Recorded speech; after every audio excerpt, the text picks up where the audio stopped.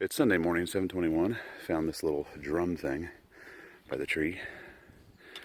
I don't know what it's about, but we're making our way up Sassafras Mountain. First thing in the morning. Awesome. Here's some cool rocks on Sassafras Mountain. Sarai's on her way up. Not as terrible as I thought it was going to be. Not at all. You got switchbacks. Like I was saying, telling Soraya, anything with switchbacks ain't that bad at all.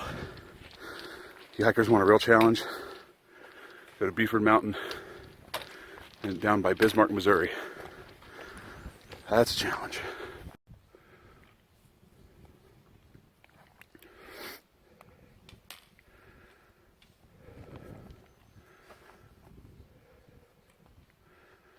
You want to stop for a second? All right. Still making our way up Sassafras. Seriously, I'm struggling to see the difficulty in this one. Hoping Blood Mountain poses more of a challenge. Yes, I'm in it for the challenge.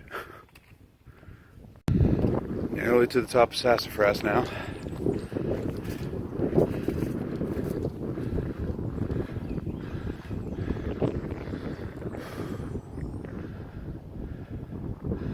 Beautiful view.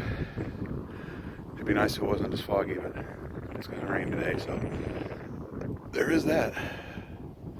But still a nice view. Okay, we are at Cooper's Gap, making our way up now to up Justice Mountain. You can do it, John. I know you, John.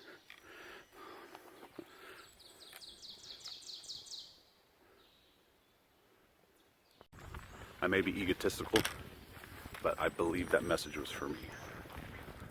I may be wrong, because I'm still under the impression that that we passed the two guys who blessed my still sprained arm a while back. I think we passed them on the false summit of Sassafras Mountain. I think they were still in their tents, but I don't know. I'll take it as that was a message for me. That's the way I'll look at it. We were just leaving Cooper Gap, whatever. And we're on our way to Gooch Gap, which is 4.8 miles. Which means the Privy is 4.8 miles. And oh, do I need that Privy. Oh. Here's some of the sights at Justice Mountain on our way up. I can't do much of this because my gimpy arm's not going to hold my spare pole very well. Looks like a cave almost.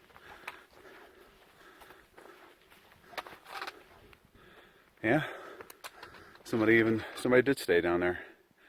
You can see the little fire pit that they built.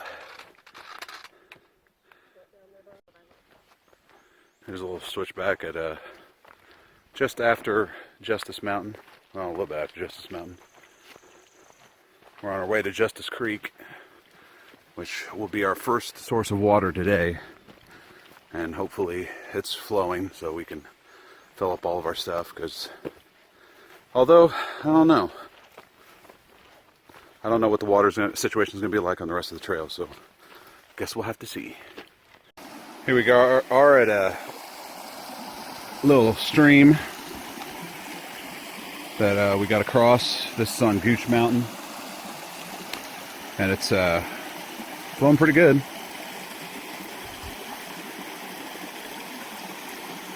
Good place to get water, had we not already filled water.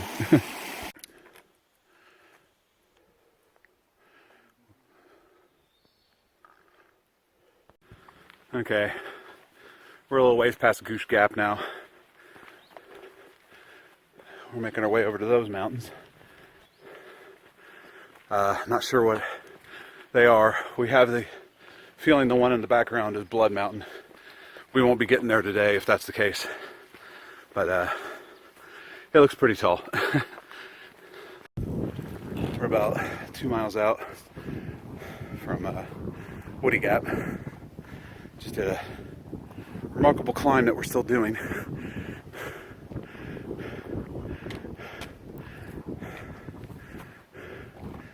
There's a barn or something down there. Some cool shots. I'm just too tired to tape. One of the very gorgeous views of the Appalachian Trail. It's much better to experience it in person though. It's just really breathtaking. Literally, I can't catch my breath. The air is so shallower, much shallower up here. I'm just not used to it. Okay though, good to go.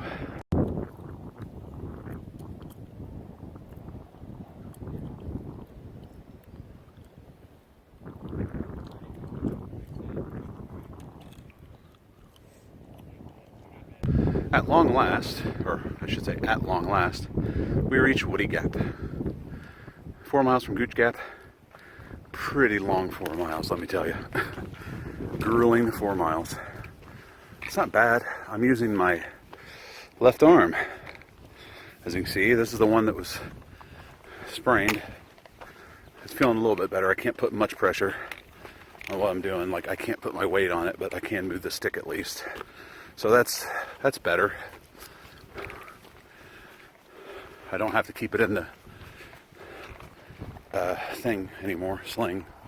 So here we are at Woody Gap.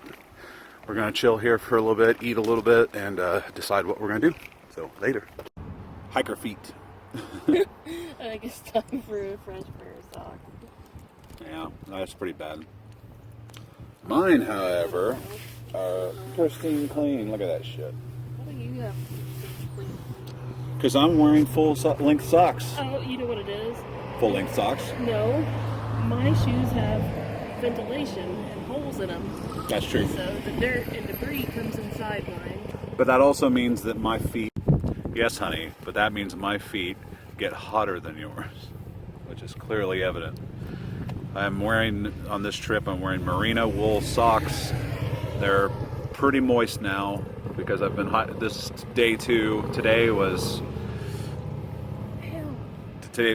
bad. Sassafras wasn't anything. The 2 little humps that we were warned about weren't anything. It was hard rock something. If I had the map, I would know. But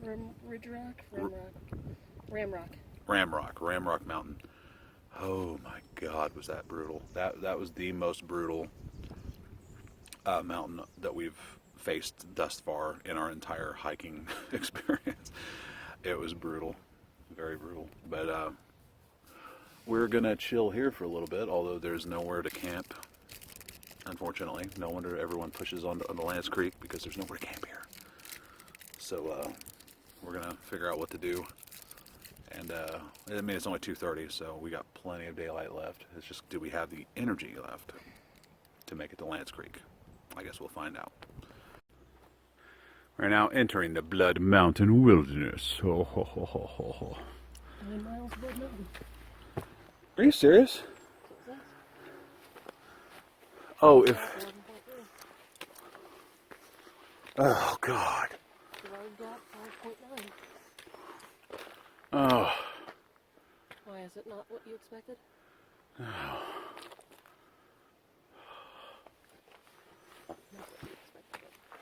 Look at that.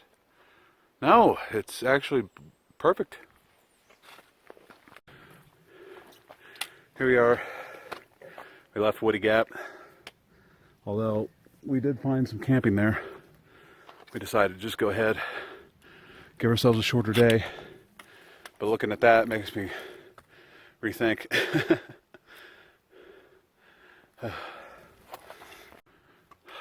There she is going up. Up and up and up. There's lots of this in the Appalachian Trail. Lots of up. As I said earlier, up and up and up and up. Still making our way to Lance Creek.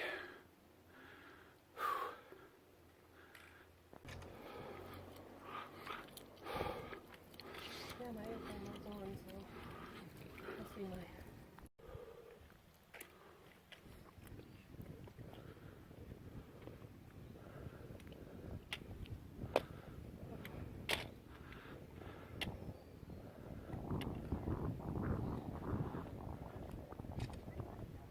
It's with your battery pack. Hey, what's up? This is John, hanging. We're near Lance Creek. We're about half a mile away from it. Everyone hangs. Everyone camps at Lance Creek because it's the last place you can get water. Well, I don't know if it's the last place you can get water, but it's definitely the last place you can camp before you get to Bear Canister area. So we could have went further, but I think we've done 13 miles today, a little bit over 13 miles, and I just didn't want to take the chance of hiking down to the creek and not find a place to hang because everybody and their grandma is making their way down there. We already passed by a group of about 4 or 5 who were making their way down there, so. And I'm sure more people will pass us. There's probably already people down there camped out already, so. We're striking while the iron's hot. I mean, I imagine that people are going to camp here too, just because, you know, they probably fear the same thing. But I got Soraya right next to me. You can't see her because, well, I can't really see her. There she is. And we had a good day today. It was a little stressing because some of those climbs were brutal. The only thing I had to eat, I left camp on one granola bar. And that was stupid because, oh my God, I paid for it. Yeah, eat food when you go on the AT. I now am a convert. Bring food, eat food. We usually just hike and we'll make a meal at night and then that'll be it.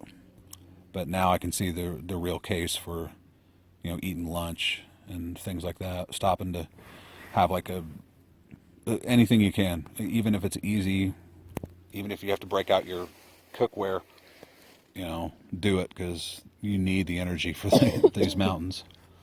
But once I got to a point where I was pretty taxed, having difficulty catching my breath. My legs started really hurting, feeling like I was losing my energy like crazy. And that's when I ate 2 granola bars back to back, finished off my water, and then shortly after that we stopped to get some water from a spring, and everything felt better, a little bit better at that point. But it wasn't until we got to Woody Gap.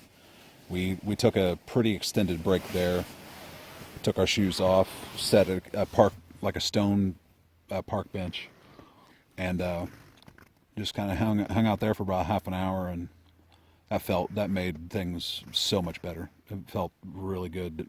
Getting back on the trail was like nothing at that point. So yeah, so now we're just going to chill for the night. We're going to hang here, eat, and we've got, I believe, between 7 and 8 miles tomorrow to get back to our Jeep.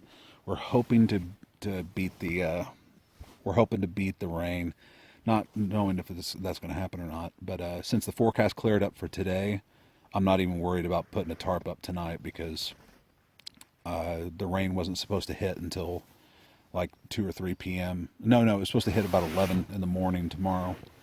So I really don't see it moving up in schedule, considering we're not even having to deal with it tonight. But if things happen to change, then we may change our mind. But the way we're hanging now makes it really hard for us to hang our tarps and get adequate coverage over the both of us. So I don't know. We'll see.